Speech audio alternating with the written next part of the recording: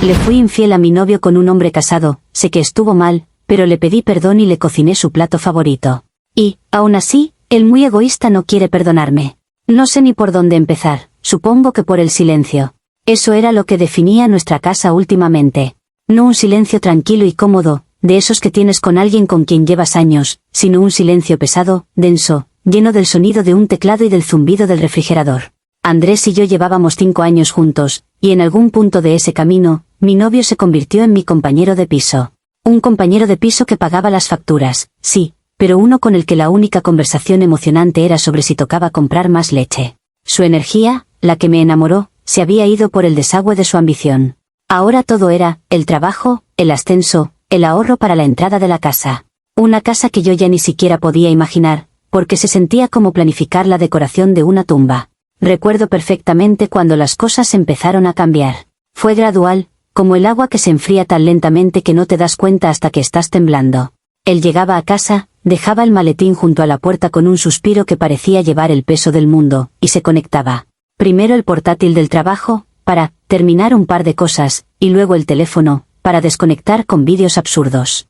Yo me quedaba ahí, en el sofá, con la cena que había preparado enfriándose en la mesa, sintiéndome como parte del mobiliario. Intentaba iniciar una conversación, preguntarle por su día, y me respondía con monosílabos mientras sus ojos seguían fijos en la pantalla. ¿Bien? ¿Cansado? Lo de siempre. Era como hablarle a una pared que de vez en cuando me daba un beso en la frente antes de dormirse, como si estuviera cumpliendo con un trámite burocrático. La gente no entiende lo que es la soledad acompañada. Es 1000 veces peor que estar sola de verdad. Es un recordatorio constante de lo que has perdido, de lo que te falta. Los fines de semana se convirtieron en una rutina deprimente. Hacer la compra, limpiar la casa, y verle al enfrascado en sus hojas de cálculo, planificando nuestro futuro con una precisión milimétrica que me daba pánico. ¿Y nuestro presente? ¿Dónde quedaba? Se lo dije una vez, recuerdo que me armé de valor y le dije que le echaba de menos, que echaba de menos al chico que me llevaba a cenar a sitios improvisados y que me besaba bajo la lluvia. Él me miró con genuina confusión, como si le estuviera hablando en otro idioma, y me dijo, pero si estoy haciendo todo esto por nosotros, para que tengamos seguridad.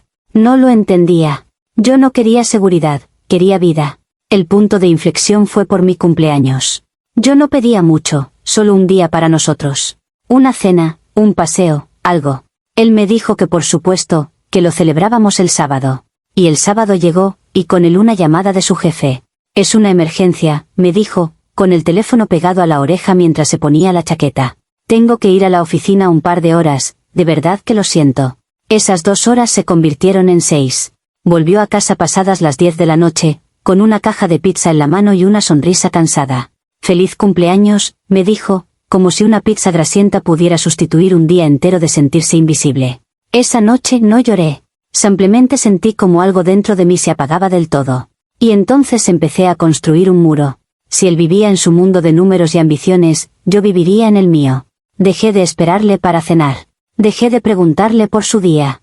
Empecé a hacer planes con mis amigas, a ir al gimnasio después del trabajo, a llenar ese silencio ensordecedor con cualquier cosa que no fuera el eco de mi propia decepción. En mi mente, era una cuestión de supervivencia. No podía seguir ahogándome en la indiferencia que él llamaba, construir un futuro. Y en el fondo, una parte de mí, una parte que me asustaba pero que también me daba un morbo extraño, empezó a pensar que si él no quería ocupar el espacio a mi lado, quizás alguien más sí querría. Era un pensamiento peligroso, lo sé, pero nació de la desesperación. Nació de la certeza de que me estaba marchitando. Paul apareció como aparecen las cosas buenas, sin hacer ruido, casi por accidente. Era nuevo en el departamento de marketing, y desde el primer día hubo algo. Una chispa. No era solo que fuera guapo, que lo era, con esa sonrisa fácil y esos ojos que parecían prestarte atención de verdad. Era la forma en que me escuchaba. Cuando yo hablaba en las reuniones, él asentía, me miraba, y luego comentaba mis ideas, las expandía. Andrés no recordaba ni el nombre de mi jefa.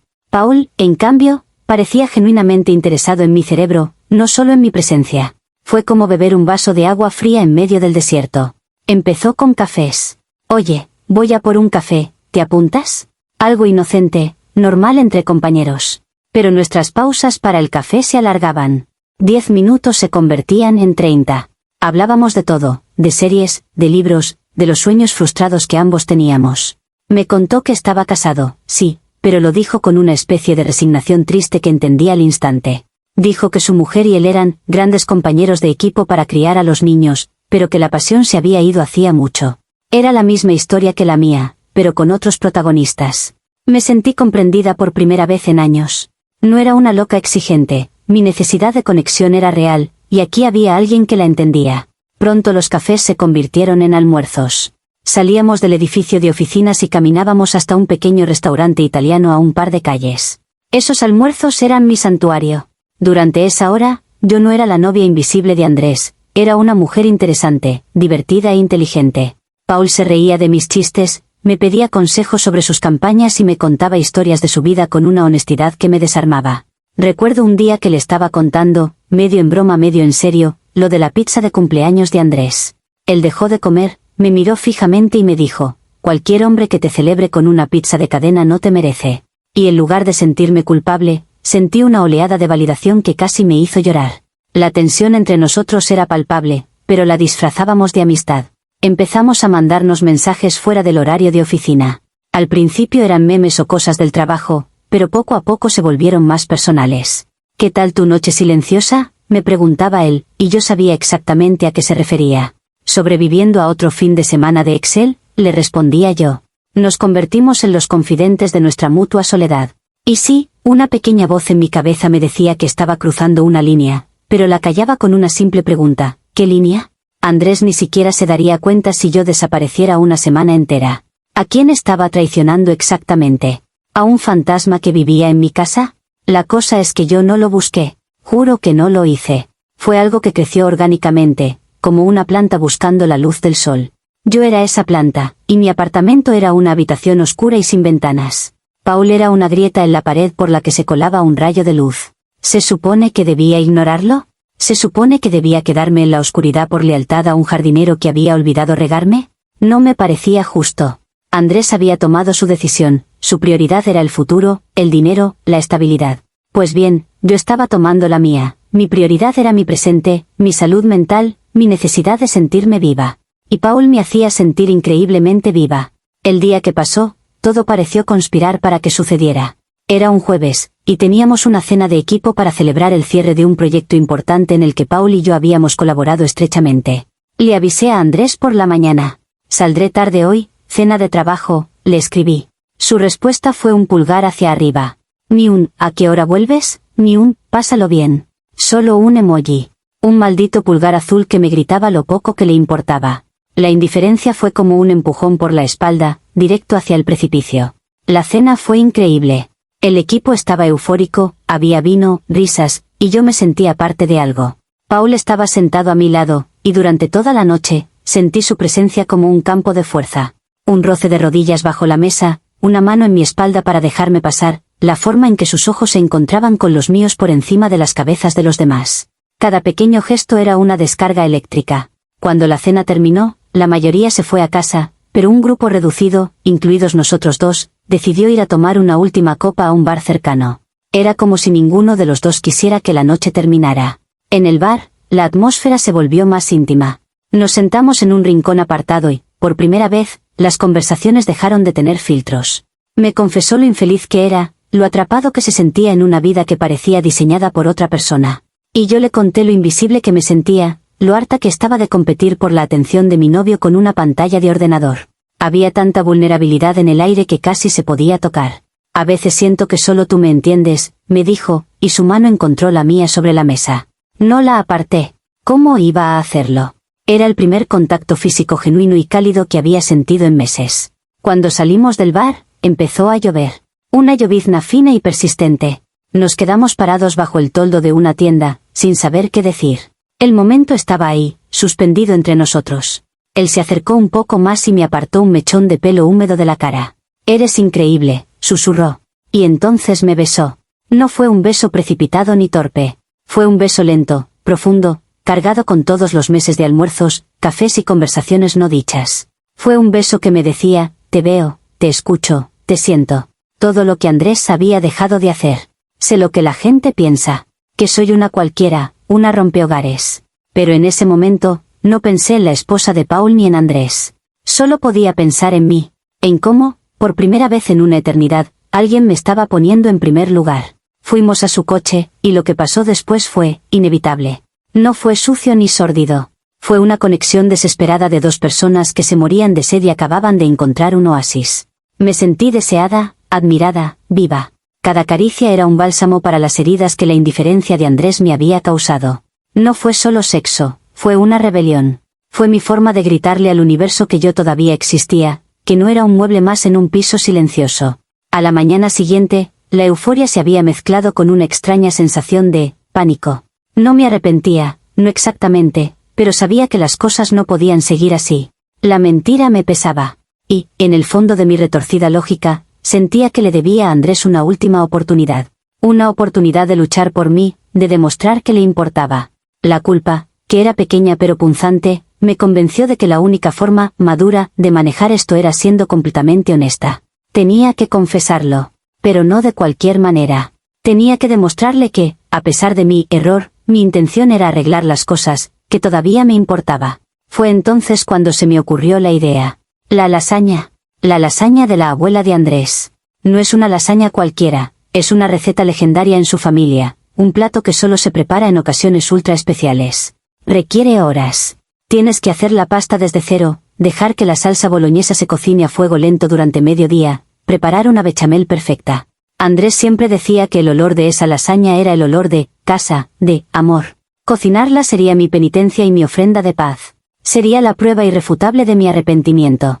Un gesto tan grande, tan lleno de esfuerzo, que sería imposible de ignorar. Pasé toda la tarde en la cocina. Me sentía como una especie de sacerdotisa en un ritual sagrado. Puse música, me serví una copa de vino y me sumergí en el proceso.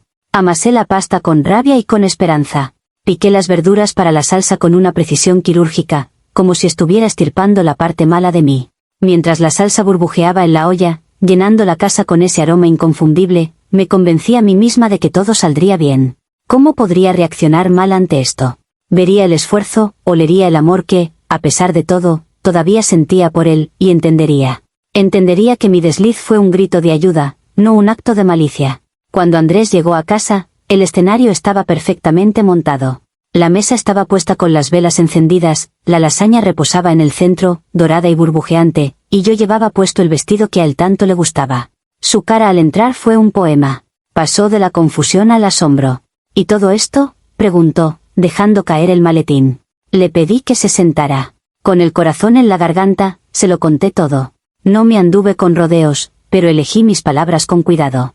Le hablé de mi soledad, de sentirme invisible, de cómo Paul me había ofrecido la atención que él me negaba. Y terminé diciendo, pasó, y estuvo mal. Lo sé. Pero quiero arreglarlo. Quiero que volvamos a ser nosotros. Y entonces, hice el gran gesto. Cogí el cuchillo, corté una porción perfecta de lasaña, con todas sus capas visibles, y se la serví en el plato. He pasado toda la tarde haciendo esto para ti, le dije, con la voz temblorosa pero llena de una sinceridad absoluta. Para demostrarte que lo siento y que quiero que luchemos por esto. Me senté, esperando. Esperaba lágrimas, quizás gritos, seguidos de un abrazo y una conversación difícil pero sanadora. Esperaba que viera la lasaña y entendiera la magnitud de mi arrepentimiento. Porque, en mi cabeza, el esfuerzo de cocinarla casi cancelaba el error de la infidelidad. Era una balanza, y yo había puesto todo mi empeño en equilibrarla. La reacción de Andrés no fue nada de lo que había imaginado. No gritó. No lloró. Ni siquiera me miró. Su mirada estaba fija en el plato de lasaña que humeaba delante de él. Se quedó en silencio durante lo que pareció una eternidad. Un silencio mucho peor que el de siempre. Este era un silencio afilado, cortante. Podía sentir cómo el ambiente en la habitación pasaba de la tensión esperanzadora a algo oscuro y gélido. Yo esperaba una explosión, pero lo que obtuve fue una implosión. Vi cómo algo se rompía dentro de él, cómo la luz se apagaba en sus ojos. Finalmente, levantó la vista del plato y me miró. Y su expresión, no era de ira, ni de tristeza. Era de un asco profundo y absoluto. Una repulsión tan visceral que me sentí físicamente sucia. Dejó escapar una risa, pero no era una risa de verdad. Fue un sonido seco, roto, lleno de incredulidad. «¿Lasaña?», dijo, y su voz era apenas un susurro. «¿De verdad? Me destrozas la vida, me apuñalas por la espalda, ¿y crees que puedes arreglarlo con una puta lasaña?». La forma en que pronunció la palabra «lasaña», mi ofrenda de paz, la convirtió en un insulto, en algo grotesco. Y entonces se levantó de la mesa. Pero no para abrazarme ni para discutir. Caminó hacia el plato, lo cogió con una calma aterradora, fue hasta el cubo de la basura de la cocina y vació el contenido dentro. El sonido de la porción de lasaña, mi obra de arte de 6 horas, chocando contra los restos del día fue el sonido más desolador que he escuchado en mi vida. No dijo nada más. Simplemente se dio la vuelta, fue a nuestra habitación y empezó a sacar una maleta del armario. Yo me quedé paralizada en la silla del comedor, mirando la mesa perfectamente puesta, las velas consumiéndose, y el vacío donde debería haber estado su plato. No podía procesarlo. Mi cerebro no lograba conectar los puntos. ¿Cómo podía ser tan cruel? ¿Tan desagradecido? Había puesto mi alma en esa cena, le había confesado mi mayor error con el corazón en la mano, y su respuesta fue tirar mi esfuerzo a la basura. Literalmente. Empecé a sentir una oleada de indignación que ahogó por completo la poca culpa que me quedaba. El egoísta era él. Yo había cometido un error, sí, pero al menos estaba intentando arreglarlo. ¿Y él? Él ni siquiera era capaz de escuchar, de ver más allá de su propio orgullo herido. ¿Tanto le costaba reconocer el gesto? Mientras oía el sonido de los cajones abriéndose y cerrándose en el dormitorio, me senté allí, mirando el resto de la lasaña en la fuente. Se estaba enfriando, perdiendo su brillo. Y me di cuenta de la verdad. A él nunca le importó el esfuerzo. Nunca me valoró de verdad. Si lo hubiera hecho, habría visto el amor detrás del acto, no solo el error que lo precedió. Salió de la habitación con la maleta en la mano, pasó a mi lado sin mirarme y se fue, cerrando la puerta detrás de sí. Y yo me quedé sola, en la casa silenciosa, con el olor de una lasaña rechazada. Y el único pensamiento en mi cabeza no era, le he destrozado, sino, ¿cómo se atreve a ser tan egoísta? Model. Inicio, segunda respuesta del guión. Comentarios populares de Reddit, sobre la historia principal. Usuario anónimo 1, wow. Simplemente wow. Estás completamente delirante. Lo engañaste con un hombre casado, y luego intentaste, sobornarlo emocionalmente con comida. La lasaña no fue un gesto de arrepentimiento, fue un acto de un narcisismo increíble. Fue un intento de saltarte la parte difícil, el dolor, las consecuencias, el trabajo real de reconstruir la confianza y pasar directamente a la absolución. Lo que él vio no fue esfuerzo, fue un insulto. Vio que valoras tan poco su dolor que crees que se cura con queso y salsa de tomate. Eres el problema aquí, al 100%. Respuesta de la OP, es increíble lo rápido que la gente juzga sin tener ni idea. ¿Narcisismo? ¿En serio? Pasé 6 horas en esa cocina. 6 horas pensando en él, en nosotros, en cómo podía demostrarle físicamente que lo sentía. Fue un acto de amor, un sacrificio de mi tiempo y energía. Ustedes hablan de trabajo real. ¿Qué creen que fue eso?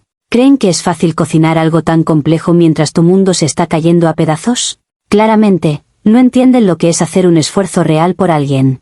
Es más fácil sentarse a teclear y llamar narcisista a alguien que de verdad lo intentó.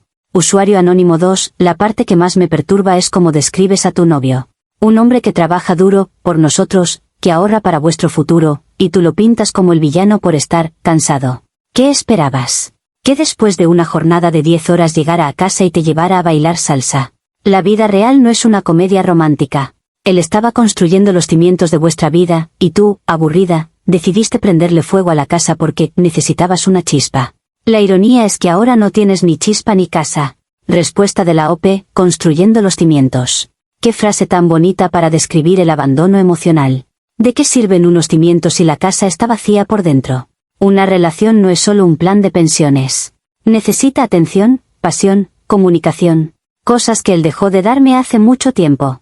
Yo no le prendí fuego a nada, la casa ya estaba en ruinas por dentro, yo solo abrí una ventana para poder respirar. Es muy fácil culpar a la persona que reacciona a la negligencia en lugar de a la persona que la causa. Usuario anónimo 3, siento ser tan directo, pero eres una persona terrible. Y lo peor es que ni siquiera te das cuenta. El problema no es la infidelidad, pasa. El problema es tu absoluta incapacidad para la empatía. Tu publicación entera está centrada en tus sentimientos, tu soledad, tu esfuerzo con la lasaña. No hay un solo momento en el que parezcas considerar el dolor devastador que le has causado a Andrés. Él acaba de descubrir que la mujer que ama le ha traicionado, y tu principal queja es que no te ha dado las gracias por la cena. Tienes que buscar ayuda profesional. Respuesta de la OP, ¿empatía? Yo soy la que le ofreció una solución. Le di una confesión honesta y una cena hecha con amor. ¿Qué más querían que hiciera? Que me autoflagelara en el salón. La empatía funciona en ambos sentidos. ¿Dónde estaba su empatía cuando yo pasaba noche tras noche sintiéndome sola a su lado? ¿Dónde estaba su empatía cuando tiró mi esfuerzo a la basura sin pestañear? Es muy fácil pedir empatía para él, pero nadie parece tener ni una pizca de empatía por lo que yo tuve que pasar para llegar a ese punto. Actualización 1. Ha pasado una semana y media, y supongo que debería decir que los comentarios aquí me han abierto los ojos, pero estaría mintiendo. Lo único que han hecho es confirmar lo que ya sospechaba. El mundo está lleno de gente amargada que no tiene ni la más remota idea de lo que es una relación de verdad. Me llamaron narcisista, delirante, psicópata. Todo porque intenté salvar mi relación de la única forma que sé, con un gesto de amor incondicional. Pero da igual, no espero que lo entiendan. Mi vida ahora es un caos, y sí, sé que tuve un papel en ello, pero no soy la única culpable de este desastre. Andrés me bloqueó. Así, sin más. Llamadas, WhatsApp, Instagram, todo. Desaparecí de su vida digital con unos cuantos clics. Es de una inmadurez que me deja sin palabras. ¿Así es como un adulto maneja los problemas? ¿Huyendo? ¿Escondiéndose detrás de una pantalla? Intenté llamar a su madre, con la que siempre tuve una relación maravillosa, y me colgó el teléfono después de decirme con una voz gélida que no tenía nada que hablar conmigo. Su hermana, que era como una hermana para mí, ni siquiera me respondió el mensaje. Está claro que él ha ido llorando con su versión de la historia, pintándome como un monstruo para poner a todo el mundo en mi contra. Es una campaña de desprestigio en toda regla. Naturalmente, intenté apoyarme en Paul. Al fin y al cabo, él estaba en esto conmigo. Él entendía mi soledad. Le escribí contándole lo que había pasado, esperando un poco de consuelo, de apoyo. Su respuesta fue un jarro de agua fría. Creo que deberíamos tomarnos un tiempo, escribió. ¿Tiempo? ¿Tiempo de qué? Le respondí. Esto es muy complicado, Sofía. No quiero que las cosas se salgan de control. De repente, el hombre que me susurraba al oído que yo era un soplo de aire fresco, se había convertido en un cobarde corporativo que hablaba de control de daños. No es culpa suya, en realidad. La negatividad de Andrés es tan tóxica que lo ha salpicado todo, asustándole y arruinando la única conexión real que me quedaba. El punto más bajo llegó hace 2 días. Desesperada, fui a esperarle a la salida de su oficina. Sé que es un poco acosador, pero ¿qué otra opción me había dejado? Necesitaba que me escuchara, que me mirara a los ojos sin una pantalla de por medio. Cuando me vio, su cara se transformó en una máscara de piedra. Intenté hablar, decirle que teníamos que arreglarlo, que no podía tirar 5 años a la basura. Él ni se inmutó. Se detuvo a 1 metro de distancia, como si yo tuviera una enfermedad contagiosa, y me dijo las palabras que ahora se repiten en mi cabeza sin parar: no quiero volver a verte. Y para que lo sepas, lo de la lasaña fue lo más retorcido y psicopático que podrías haber hecho. Fue un monumento a tu propio egoísmo. Esa frase. Psicopático. Me acusa de psicópata por cocinarle su plato favorito. ¿Qué clase de lógica es esa? No lo entiendo. No me entra en la cabeza. ¿Cómo puede alguien retorcer un acto de amor de una manera tan vil? Me quedé allí parada, en medio de la acera, mientras él se alejaba sin mirar atrás. Y en ese momento, toda la tristeza se convirtió en una rabia pura y dura. Ya no se trata de mi error. Se trata de su crueldad. De su absoluta incapacidad para ver el bien en nada, para perdonar, para ser, simplemente, una persona decente. Comentarios populares de Reddit, sobre la actualización 1. Usuario anónimo 4, su actualización es aún más aterradora que la publicación original. Sigue sin entenderlo. La familia de tu ex no está en tu contra por su versión de la historia, están en tu contra por tus acciones. Paul no se está distanciando por la negatividad de Andrés, se está distanciando porque eres una bomba de relojería y no quiere que la metralla le alcance a él y a su familia. Y aparecer en el trabajo de tu ex después de que te bloqueara no es desesperado, es acoso. Él no es cruel, está estableciendo límites para protegerse de ti. Respuesta de la OP: límites. Qué palabra tan conveniente para justificar el comportamiento cobarde. ¿Qué se supone que haga? ¿Sentarme a esperar a que se le pase el berrinche? Una relación de 5 años merece una conversación, no un bloqueo y un ejército de familiares enojados. Y lo de Paul es simple, es un hombre asustado. Andrés ha creado un drama tan grande que Paul tiene miedo de las consecuencias. Todo esto se podría haber manejado de forma civilizada entre los dos, pero Andrés decidió declararme la guerra, y ahora todos están sufriendo las consecuencias de su inmadurez. Usuario anónimo 5, lo de la lasaña fue lo más retorcido y psicopático que podrías haber hecho. Bingo. Por fin alguien te lo dijo a la cara. Él lo entendió perfectamente. No le estabas pidiendo perdón, le estabas exigiendo que te perdonara en tus términos y según tu calendario. Estabas intentando borrar su dolor con un gesto performativo en lugar de sentarte con él en su sufrimiento y asumir la responsabilidad. El hecho de que sigas sin entender por qué ese acto fue tan horrible demuestra que él tomó la decisión correcta al 100%. Respuesta de la OP, exigiéndole. Yo no exigí nada. Le ofrecí una disculpa sincera y un plato de comida. ¿En qué universo es eso una exigencia? Quería que viera que estaba dispuesta a esforzarme. ¿Qué preferían? Lo siento, por mensaje de texto? Hago algo con mis manos, algo que requiere horas de dedicación, y soy una psicópata. Si no hubiera hecho nada, sería una insensible que no se preocupa. Es una situación en la que no se puede ganar. La gente solo quiere encontrar una razón para odiar. Actualización final. Supongo que esta será la última vez que escriba aquí. No porque haya tenido una epifanía gracias a sus amables comentarios, sino porque la historia ha llegado a su inevitable y absurdo final. Y ahora, por fin, lo entiendo todo. Entiendo la verdadera razón de todo este desastre. Y no tiene nada que ver con mi narcisismo o mi falta de empatía. Tiene que ver con la pura y simple sed de venganza de Andrés. Ayer recibí una llamada de un número desconocido. Era una mujer, su voz era tranquila, pero se notaba que estaba rota. Era la esposa de Paul. Al principio pensé que me llamaba para gritarme, para insultarme, y ya me estaba preparando mentalmente para la confrontación. Pero no lo hizo. Con una calma devastadora, me contó que Paul se lo había confesado todo hace unos días, entre lágrimas. Me dijo que estaban intentando arreglarlo, que tenían 2 hijos pequeños y que iban a ir a terapia de pareja para intentar salvar su familia. Fue una conversación horrible, humillante. Me sentí pequeña y sucia. Durante un par de horas, he de admitir que me sentí culpable. La culpa me golpeó como un tren de mercancías. Ver el dolor real, humano, al otro lado de mis acciones fue abrumador. Me odié a mí misma. Pensé en todos sus comentarios, en que quizás tenían razón, en que quizás yo era el monstruo que todos decían que era. Me derrumbé y lloré como no había llorado en años. Lloré por Andrés, por esa mujer, por sus hijos, por el desastre que había causado. Pero entonces, mientras estaba sentada en el suelo de mi salón, rodeada de pañuelos de papel, una pregunta empezó a formarse en mi cabeza.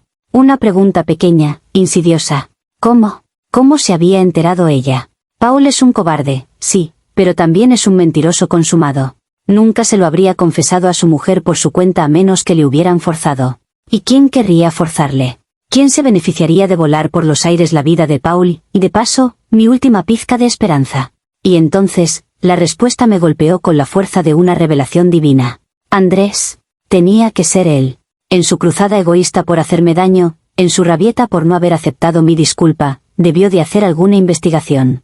No sería difícil. Sabía dónde trabajaba. Probablemente encontró a Paul en LinkedIn, vio su foto, su estado civil. Y entonces, en un acto de pura maldad, contactó a su esposa. Se lo contó todo para asegurarse de que yo no solo le perdiera a él, sino que también perdiera cualquier otra fuente de felicidad o apoyo que pudiera tener. Quería aniquilarme. Quería dejarme completamente sola y destrozada. La culpa se evaporó, reemplazada por una claridad gélida. Ya no soy la villana de esta historia. Soy la víctima de un hombre despechado y vengativo. Mi error, mi infidelidad, fue el pretexto que él usó para desatar su verdadera naturaleza. Él no está dolido, está disfrutando de su poder, de su capacidad para destruir. Mi infidelidad fue un error nacido de la soledad. Su venganza fue un acto calculado de crueldad. No hay comparación posible. Me enteré por un amigo en común que Andrés ha pedido un traslado y se va a mudar a otra ciudad a finales de mes. Huye. Después de lanzar la bomba, huye de los escombros como el cobarde que es. Así que aquí estoy. Completamente sola. Andrés se ha ido, Paul está intentando salvar su matrimonio, y yo me he quedado sin nada. Pero ya no siento esa rabia desesperada. Ahora solo siento una especie de lástima amarga. Lástima por él, por ser incapaz de perdonar. Lástima por mí, por haber malgastado 5 años de mi vida con alguien tan pequeño. Mi único error no fue la infidelidad. Mi único error fue cocinarle una lasaña a un hombre que no merecía ni un trozo de pan duro. Comentarios populares de Reddit, sobre la actualización final. Usuario anónimo 6, esta es, sin duda, la gimnasia mental más impresionante que he visto en mi vida. Has conseguido tejer una teoría de la conspiración completamente infundada para absolverte de toda culpa y volver a colocarte en el papel de víctima. Es mucho más probable que Paul se derrumbara por la culpa o el miedo y confesara, a que tu exnovio, que solo quiere olvidarse de ti, se pusiera a jugar al detective privado. Has aprendido absolutamente nada. Eres un caso perdido. Respuesta de la OP, llámenlo, gimnasia mental, si quieren, yo lo llamo conectar los puntos. La gente no actúa sin motivación. ¿Qué motivación tenía Paul para confesarlo todo y arriesgarse a perder a su familia? Ninguna. ¿Qué motivación tenía Andrés para destruir mi vida? Toda. Él sentía que yo le había humillado, y esta era su forma de devolvérmela. Es una lógica simple y aplastante. Ustedes prefieren la versión en la que yo soy un monstruo porque es más fácil y más dramática, pero la verdad suele ser mucho más retorcida. Usuario Anónimo 7, ¿sabes qué es lo más triste de todo? Que en medio de tu delirio, tuviste un momento de claridad.